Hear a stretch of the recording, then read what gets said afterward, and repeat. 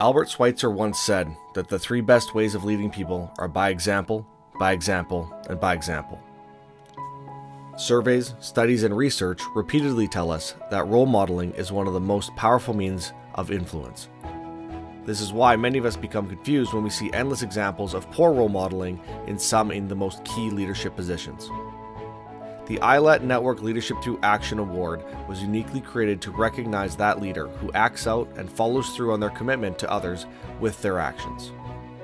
This quality is exemplified in the inaugural winner of the Leadership Through Action Award, Mr. Graham Tinius.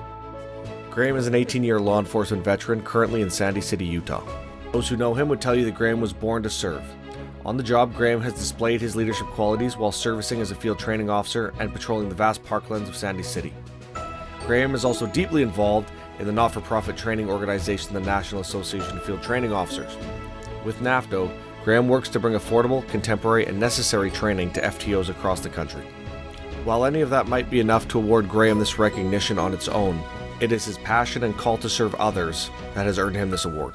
Flashback to December 2021. Graham was watching his news feed along with millions of others when he learned about the horrible damage tornadoes had caused in Kentucky. Unlike many of us, Graham answered the call to help. He reached out to his local FOP and was linked up with Utah's local disaster area response team. Just hours later, Graham was on the road to Kentucky, where he served in a variety of different ways. Prior to these tornadoes, Graham had no idea that FOP DART even existed. Leaving Kentucky, he said that he'd never forget about them. Graham did not forget about them. Graham's experience fueled a deeper passion for serving others. In January of 2022, the Boulder County, Colorado wildfires stirred Graham to action once again. He drove out to meet FOP DART in Broomfield, Colorado, and in the morning after he arrived, he and his crew served over 700 breakfast burritos to first responders. This last year, Graham had the honor to speak at the Emerson Hour during the ILETA conference, a unique and special night where instructors share some of their deepest beliefs with one another. During his presentation, Graham shared some of what he had learned during his time in Kentucky and Colorado, and how he felt a fair amount of imposter syndrome. Graham was overwhelmed with how much work needs to be done at disasters like these, and how he, just one man, can even think to help. That's when he thought of Mother Teresa's teachings regarding feeding starving people. If you feel overwhelmed and defeated because you can't feed them all, just feed one. But this award is specifically about leading through action and role modeling. In October 2022, Hurricane Ian tore through Florida. Graham chose to role model his dedication to service by taking both of his teenage sons to Fort Myers to help the people of Florida. He and his boys fed over 1,000 people there and helped secure the homes of about 50 local police officers who were assigned to work nearly 24-hour shifts. Like all true leaders, Graham can only role model the character he wants his sons to mirror and hope they learn from it. As Graham puts it, he hopes that they learn the true selfless work may not come with a paycheck, prize, or recognition, but with a reward that is endless and everlasting. Leaders don't always get the chance to measure their impact. One day, Graham was on the road teaching. He happened to be presenting at a large conference, taking the stage behind the great Gordon Graham. In a text message from his oldest son, Graham shares that he is a little nervous. His son replied with encouragement and told his dad, "You always know the right thing to say. You've got this."